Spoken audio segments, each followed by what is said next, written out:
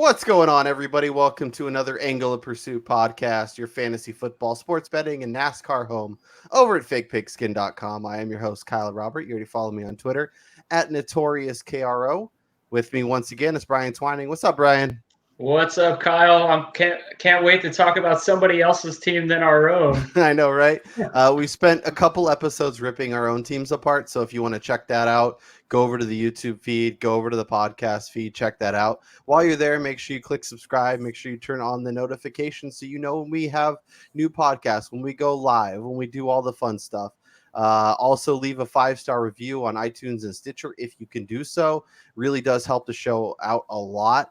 Get more earbuds on our show, more people watching, more people listening, more episodes, more content for y'all. So please do that. And we actually have a guest today.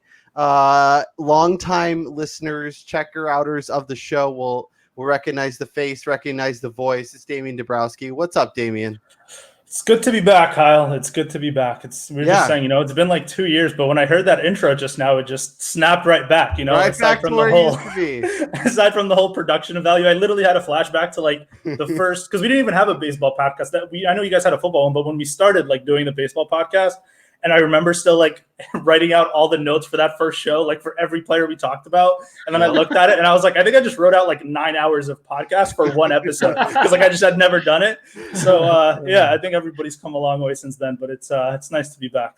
Yeah, it's good to have you. Obviously, 2 years is 2 years too long, but we'll have to make this more a regular occurrence. Obviously, for sure. With everyone's schedules, things get crazy and whatnot. But we're here to talk about your Scott Fishbowl team. And as I mentioned, Brian and I have already gone through ours. So if you want to check that out, we have our podcast on the first 8 rounds, and then we hit the rest of them tonight. So that will be up in your feed, or it should be already there if you're listening to this one. But Damian, I'm gonna throw your team up here on the screen.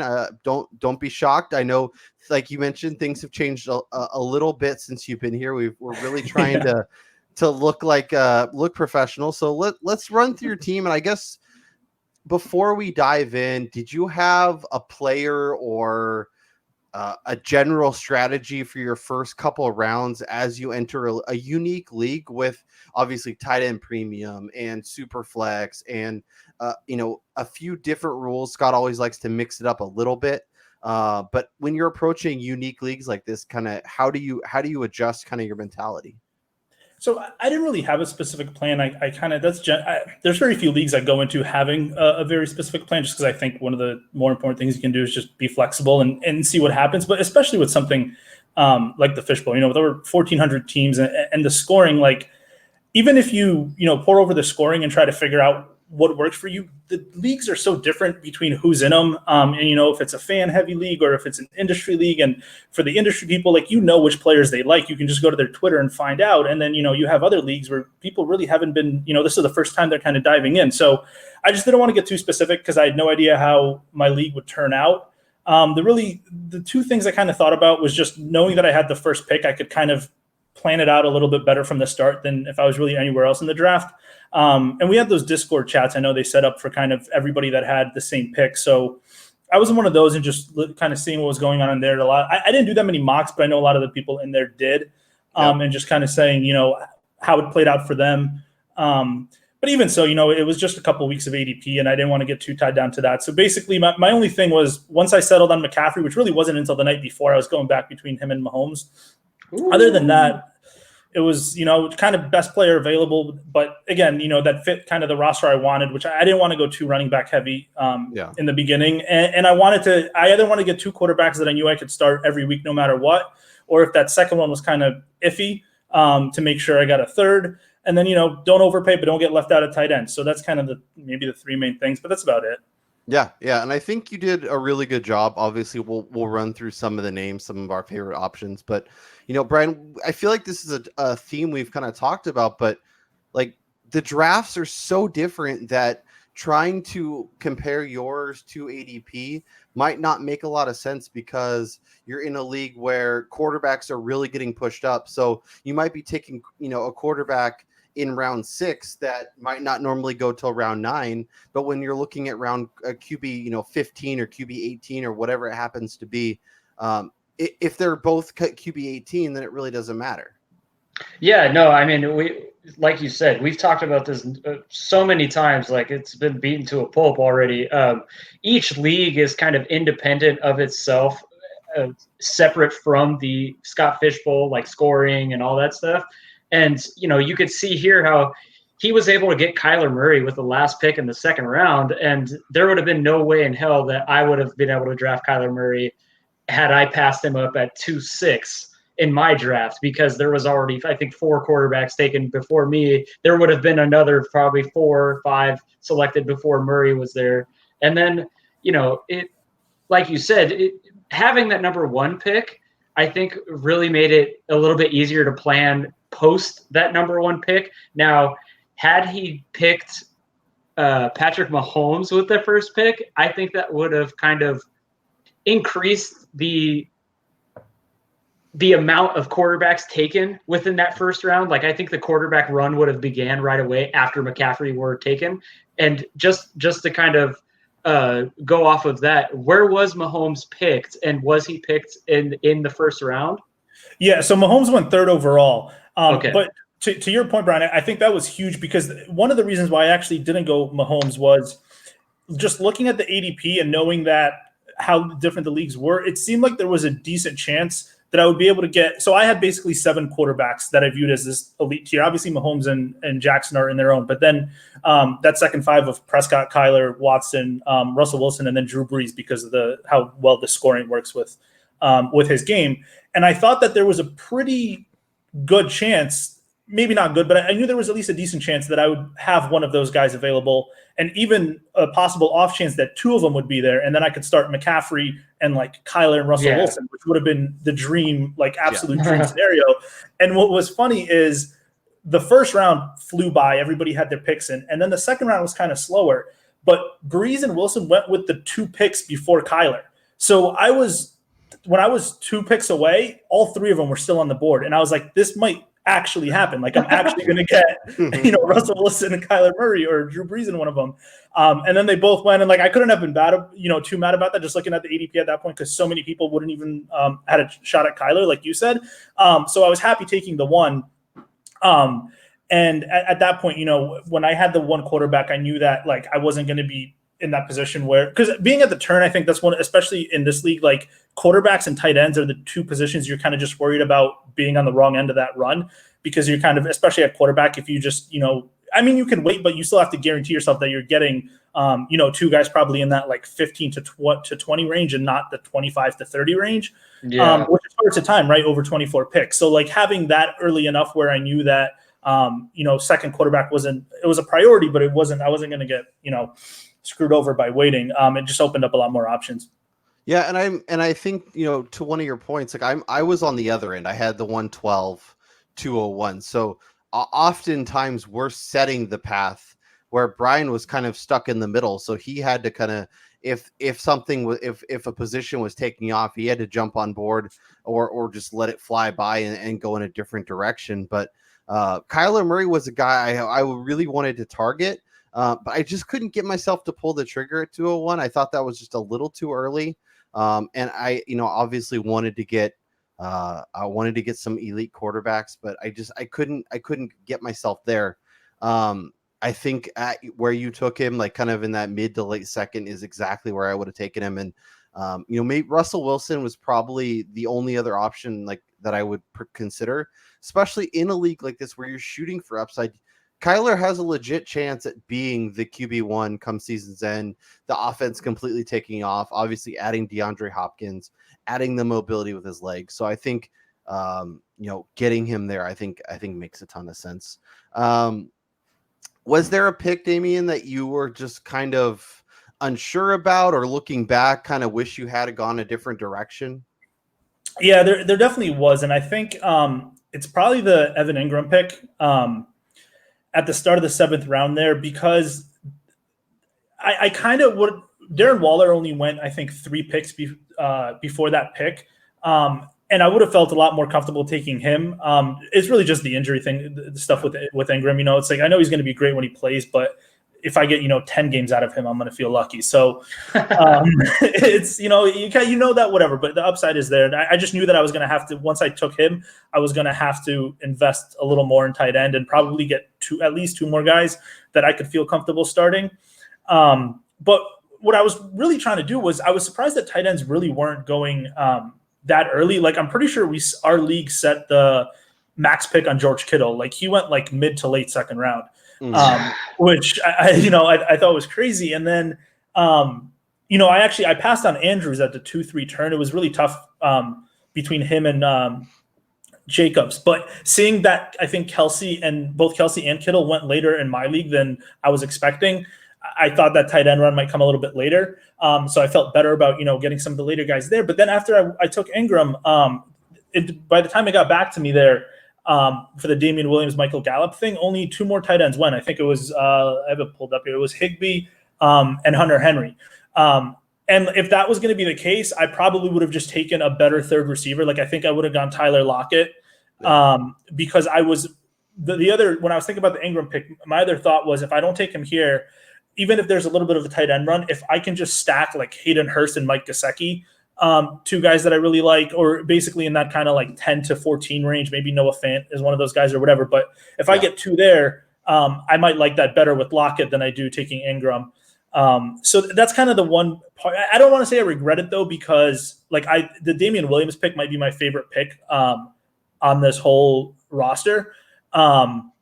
I think like he, in terms of overall pick, I don't think it was definitely towards the lower, in terms of closer to the max than the min, but in terms of like where it was among running backs, I think the latest he went was like RB38. So I definitely wasn't expecting him to be there, but I don't know what your guys' thoughts are on this, but like the Kansas City backfield is the one, if I had to pick one thing this preseason that I don't really quite understand, is how the moment they took CHE, it was like mid-second round pick, and Damian Williams was basically borderline top 100.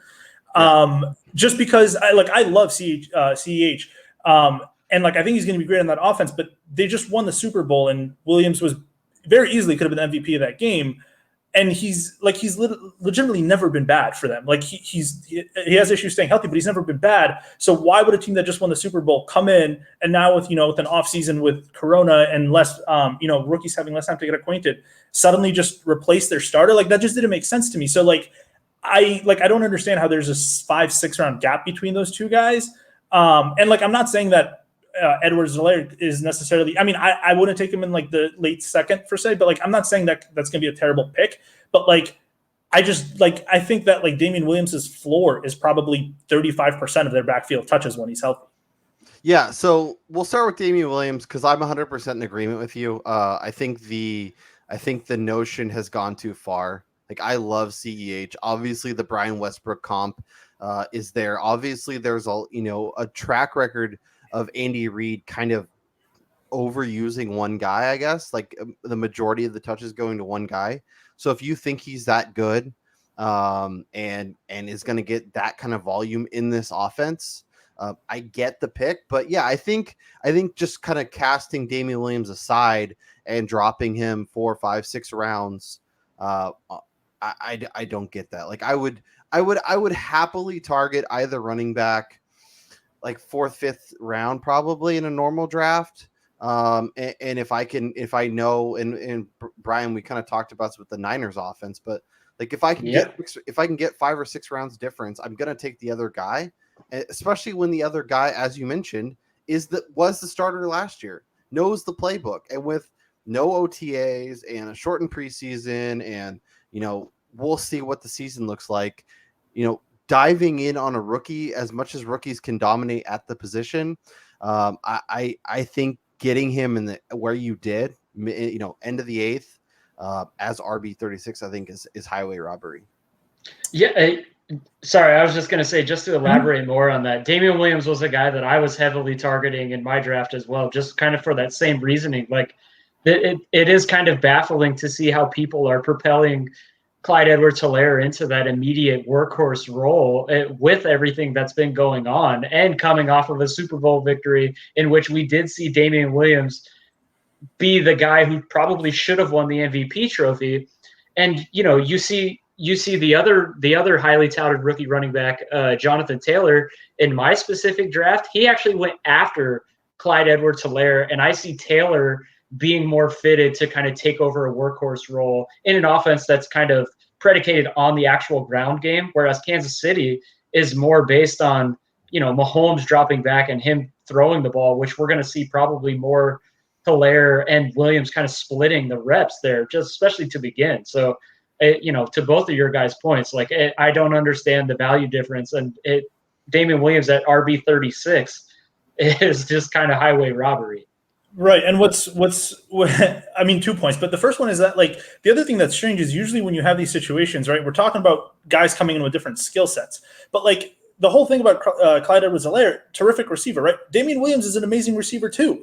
His receiving efficiency's through the roof.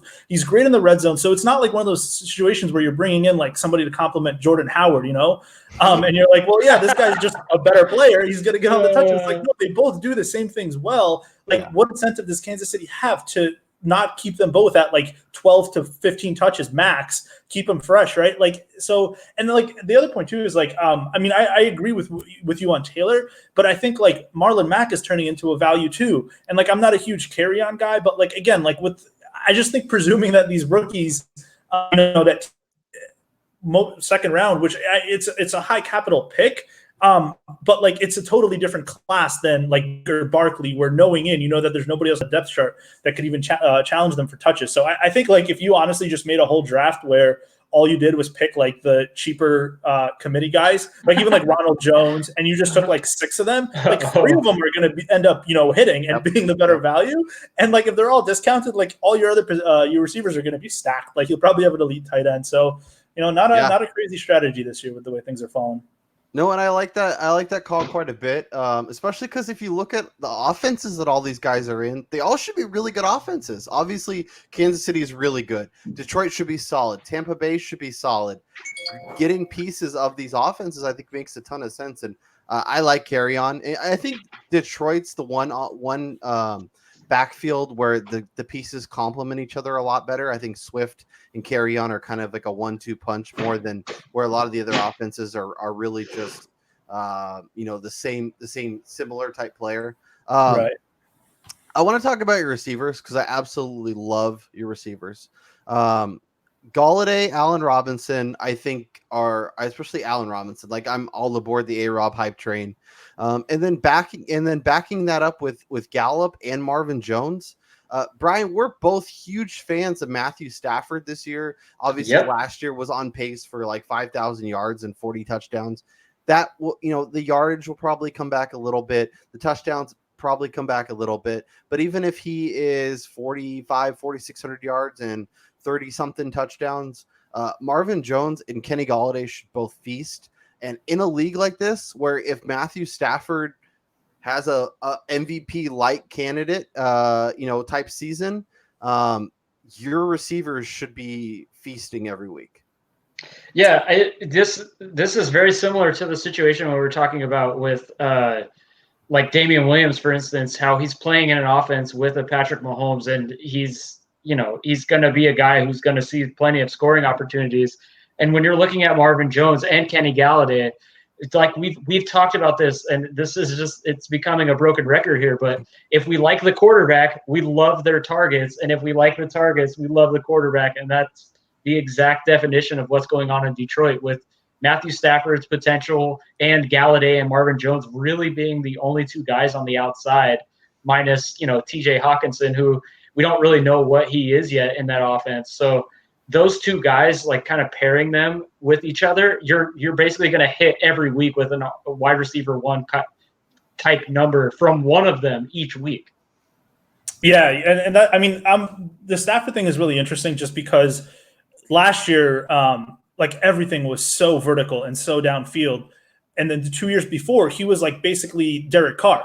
He was last in YPA 2 straight years, or towards the bottom there, and then they just completely flipped last year. But, regardless of which one of those it is, like you said, it's a super narrow target tree. It's those 2 receivers, and then hopefully Hawkinson can come in, and they have Amendola in the slot, but everything for him is so short that when we're counting first downs like we are in Fishbowl, I know that, 75% of Galladay's and Marvin Jones catches are going to go for first downs because they're coming 13 yards downfield.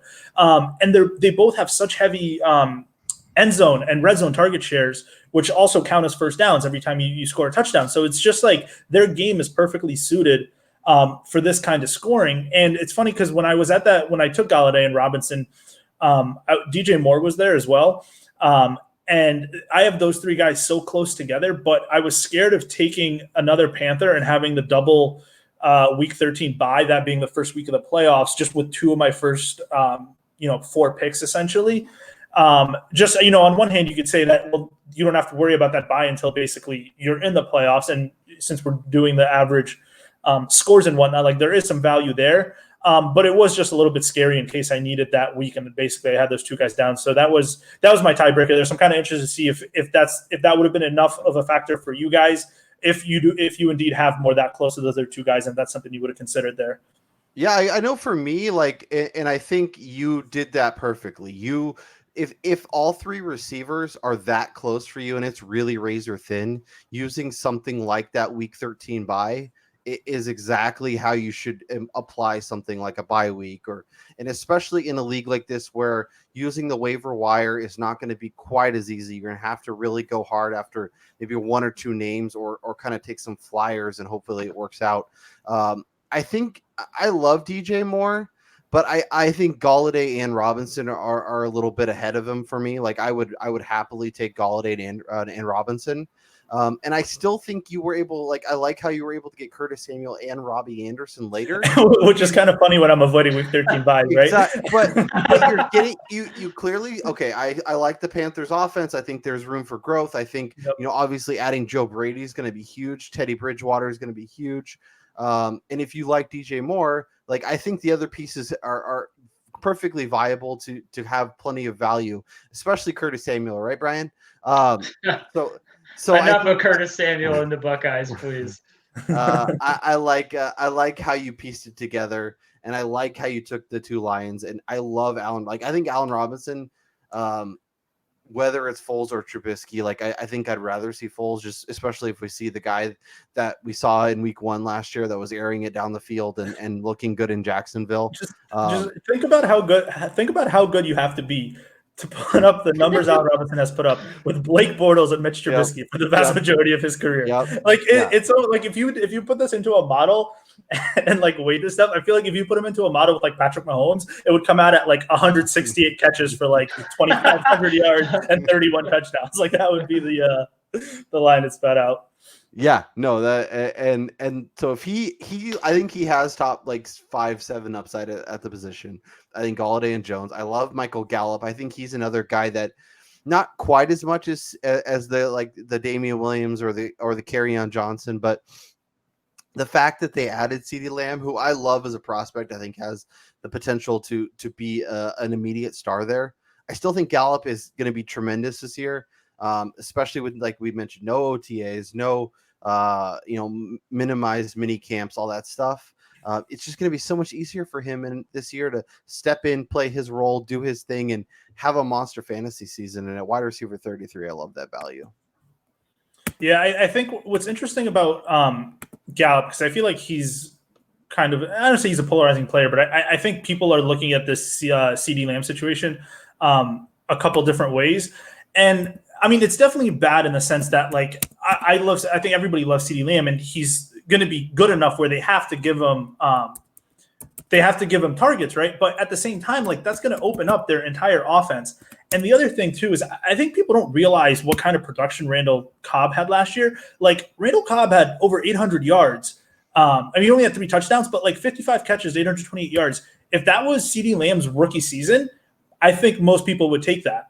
Yeah. So CeeDee Lamb doing that doesn't preclude Gallup from doing what he did last year when he was, I think, a top 20 receiver on a points per game basis. So it's I'm not going to argue that this makes Gallup better, but I think we have to be careful about how much of a negative we think it is, just given kind of the full context of that offense. Totally. Brian, let's talk about his tight ends, because obviously you guys both took Evan Ingram in terms of upside. I think he's right there. His best season is what Mark Andrews was last year, or what I think top 4, top 5 at the position. But then going Jared Cook, Irv Smith, and David Njoku, I think you get some safety. We'll see what Jared Cook looks like this year, especially as they've added Emmanuel Sanders and some other options in the passing game. I think Irv Smith has the ability to be a real factor this year and step up. Obviously, Kyle Rudolph's still there, but I think he's fading in, and I think we'll see a lot more, options where they deploy both these guys. And then David Njoku, I think, is a tremendous flyer as a guy. Obviously, requested a trade, could end up in a situation where he's the starter or a piece of somebody else's offense. I think it's a good core to put together where you can mix and match every week. Yeah, I think Irv Smith is probably one of my favorite potential breakout players with the departure of Stephon Diggs. And I know everybody's really high on Justin Jefferson, but I mean, we've talked about this a bunch of times already. With this whole coronavirus thing going on, we're not going to be able to see, quarterbacks developing some kind of tremendous rapport with these rookies, and the fact that he had already taken Kirk Cousins, so kind of stacking those guys there with a Minnesota team that's going to want to run the ball a lot and probably going to see a lot of 2 tight end sets, with Irv Smith potentially being the guy between he and Kyle Rudolph that gets split out into the slot or sent out wide to kind of take advantage of linebackers covering him who he could clearly beat off the ball. I like Smith Jr. as a guy who could potentially bring back some good returns. And then David Njoku, we talked about this while going over our teams. He's a guy who you're looking at in round 18 who, if gosh forbid Austin Hooper gets hurt, he's propelled immediately back into a tight end 1 conversation for a team that has tons of weapons. We're expecting Cleveland to take that next step. And if he's traded to a team like the Cardinals, like we talked about off air, he steps into a team that's going to be airing the ball out a lot. So I think those are 2 really good, potential great picks at the end of the draft when you're looking at such a important position with this style of scoring. And Njoku to the Cardinals, that'd be great. If I get that for this team, then you guys are in trouble. I really thought I was going to get either Hurst or Gesicki. I just thought I was going to end up with one of those guys. I like them both, and they both kind of went literally in the 2 or 3 picks right before I took Jared Cook. And I'm not a huge Cook guy or anything, but I think some people going into this scoring forget how little volume a lot of tight ends get. And even with this double scoring, right, it's still all relative to one another. And a tight end who's catching, 45 passes in the season isn't all of a sudden going to be more valuable than a receiver who's catching 75, right? So if I'm thinking about how many tight ends are going to be in that, 40 to 55 catch range, give me the guy who's getting them 15 yards downfield and who's getting all the end zone looks, which is what happened with Cook last year. And I don't think that's going to completely with Emmanuel Sanders there now and just how efficient he was. I don't think that's necessarily going to continue, but in terms of where his targets are coming, I just want it to be downfield if I'm going to, not have as many of them as some of the other positions. And then the Irv Smith thing, I mean, as with Gary Kubiak there, I know he was there last year too, but kind of being the primary offensive coordinator now. I mean, they're going to use a lot of 2 tight end like they always have, but I think when you think about what Kyle Rudolph does now at this stage of his career and kind of the athlete that Smith is, I think if you think back to what Owen Daniels was doing on those Texan teams with Gary Kubiak, I think they can use Irv Smith essentially as their third guy, as a third receiver out of the slot and have him run some hope, because last year all this stuff was so short, but he's such a plus athlete. If they can just get him in that intermediate range, the upside is massive. And then, exactly your point about Njoku, he gets traded into a better situation, or, I mean, you look at how much the Vikings used the aforementioned Irv Smith, or when Kevin Stefanski was the offensive coordinator last year, he's going to get some run, even if he stays on the Browns. Yeah. And I like Brian said, I expect this offense to be a lot better if he stays in Cleveland. So I think there's a lot of potential no matter what happens. I do want to talk Jalen Hurd because I love that pick. Obviously, with Debo getting hurt, and we'll see what his status is. There's opportunity in this offense, and everybody, Brandon Ayuk's a guy that people are excited about, and obviously the Niners used the 1st round pick on him, but Hurd's a guy that's really worked on his craft. I think developed, as a receiver, been in the system. Obviously injuries kind of derailed last year, but I think he's a guy that could be interesting. And when you're taking a flyer at wide receiver 81, like one of your last 4 picks, I think it makes a ton of sense. You're right. And, he's one of those guys that seems like the 49ers have a lot of interesting depth wide receivers who are always hurt. And that's why Kendrick Bourne is playing 50 snaps a game. But the interesting with Hurt, I just love his versatility. You think back to, I know he started as a running back at Tennessee, I think, and then went over to Baylor and played mostly receiver. And I just think when you have guys like that, I think you want him to be in a Kyle Shanahan offense or, maybe hopefully a Joe Brady offense. We'll see. But he seems like one of those guys that is going to just take advantage of those mismatches. We saw, I think there's a report last week that said he's kind of going to play the big slot role, again, if he can stay healthy, because he still has yet to play an actual NFL game. But even if you think back, I think last preseason he had those 2 touchdowns, and I don't know if it was his first preseason game or second one, but kind of somebody that just jumped off the page. I'd be like, whoa, what is this guy? Where's he going to play? So again, wide receiver 81, right? I'm just at that point, I just think obviously anybody who is a legitimately talented player who has a clear path to opportunity is long gone. So you're basically, left choosing either guys you really like that don't have the opportunity and you hope they get it, or guys maybe that aren't that talented, but you just love the system. So I think going one of those 2 ways, I'm kind of getting a little bit of both here, where I think the guy is actually a really talented player, and he, was a top 3 offensive coordinator or coach, and coordinator, I guess, in the case of Shanahan. So that's kind of just, I think, the things I look at that stage in the draft. Sure. Yeah. And in a league like this where you're shooting for upside, I think getting some of the guys that might be some of those hot waiver wire names in the first couple weeks as one of your last couple picks is really smart, because now you're stashing them, so you're not having to use your fab on them. And if it looks like they're not going to get the run you expected or have the opportunity that you might have thought was possible, they could be one of your first cuts when you actually go to the waiver wire. So it's really easy to say goodbye. So I love that pick. All right, Damian, one more question before we get you out of here. I need a name that you're just going to be all about when we talk draft time, like a name that, it could be an early round pick, it could be a late round pick, just a guy you feel like you're going to have a lot of, guy you're really excited about. Just anything, anybody spring to mind? Honestly, it's probably, we kind of had this conversation before, but it's probably Damian Williams. Yeah. If he keeps going where he's going, and so I think it's Damian Williams. And then I think if right now I'm just going off of how most of my best balls have gone, just because I've done so many of those and really haven't had kind of new drafts yet, obviously. So going off what I see there, I think it's definitely Damian Williams. I'm getting a lot of Devontae Parker and T.Y. Hilton, which are 2 guys that I was just not intentionally on at all this season, but they just kind of started falling and consistently, and I get it with Hilton with the injuries and stuff. And Phillip Rivers looked like Uncle Rico last year. So I don't know, what we're going to get, but at the same time, it was Jacoby Brissett. So it's not we're downgrading him from some amazing, quarterback. So, and he's still the clear number 1 there. And then with Parker, they just they're all, they drafted Tua, but they didn't bring in anybody on offense. It's the exact same, kind of thing they had with him, Williams and Gesicki in the slot. So if I'm going to get him, at wide receiver 27, 28, that's just value. How many number 1 receivers with his talent are going in that range? So it's two of those 2 guys. And then I think later in the receiver pool, I think guys like Sterling Shepard and Jamison Crowder, Hunter Renfrow, those guys that especially when you're playing full point PPR, people just don't like him because they average 10.5 yards per catch. But you look at the numbers and you realize just how much volume they're racking up. And when you compare that to some of those guys, when you're talking about Kenny Stills, and I get in best ball it's different, but when I'm just comparing those guys to the guys that you never know when they're catching that 40-yard pass, as opposed to being able to lock in those at least a couple of guys on your team that are going to give you 4 for 55 as a floor, is really nice. Yeah, I like the T.Y. Hilton call quite a bit. I'm very bullish on Phil Rivers this year.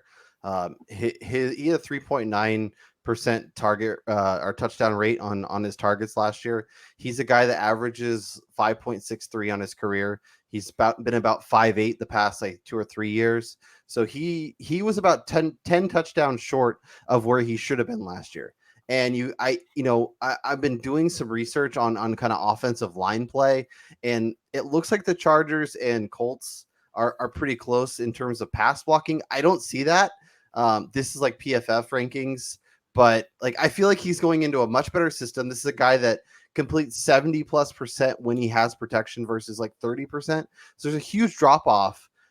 So if he gets protection, Jonathan Taylor, Marlon Mack do their thing. I think Rivers has a big season. I think T.Y. Hilton has a huge season. And then whoever ends up playing opposite him, I'm bullish on as well. Ditto. I can't believe you completely ignored talking about Devontae Parker. Is this still a sore subject, Kyle? Yeah, I mean, Brian, you did call the breakout last year. I was wrong on that, and I took my punishment like a champ. But he's a guy I don't know what to do with, because in terms of like, he's a guy that I was waiting for him to break out for so long, and it didn't happen. And then it finally did. And like, so what other name really and I don't want to, like, I'm not comparing these two guys, but there's another receiver who his first couple of years was absolutely horrendous, didn't do anything. All of a sudden it clicked and his route running got better and he became a better player. His name's Davante Adams. This guy was droppable in Dynasty his first couple of years and now is like the wide receiver one or in competition with Michael Thomas. So like, I like the player. I worry about the offense, and I worry about who's going to be under center. If it's Fitzmagic and he's just going to be throwing YOLO balls, Devontae Parker is going to feast. But if it's more Tua, we'll see. And I still think Preston Williams is good, and I think there's potential, and I think Gesicki is good and will be involved, and I think Matt Breida is good and can be involved in that offense, even in the passing game. So I wonder about his volume, but if his YPA or his yards per catch and his down the field targets are still going, then yeah, he's going to be a guy that probably returns value on his current ADP. Yeah, that's what I was going to say. I think it's kind of predicated on where his ADP is, and that's kind of the same thing with Damian Williams, where at this point last year, you and I were talking about how there was no way we were touching Damian Williams with the second round, early third ADP, whereas this year, I mean, if he's going outside the top, 30 running backs, he's not a guy that I'm probably going to pass up. I'm probably going to have him on a lot of rosters as well at that price point. Yeah, for sure. All right, guys, this was fun. Good to catch up. Good to talk some SFB. We'll have to do this again fingers crossed as the season approaches. Yeah. For Damian Dabrowski, for Brian Twining, I'm Kyle Robert, and we'll talk to you guys next time.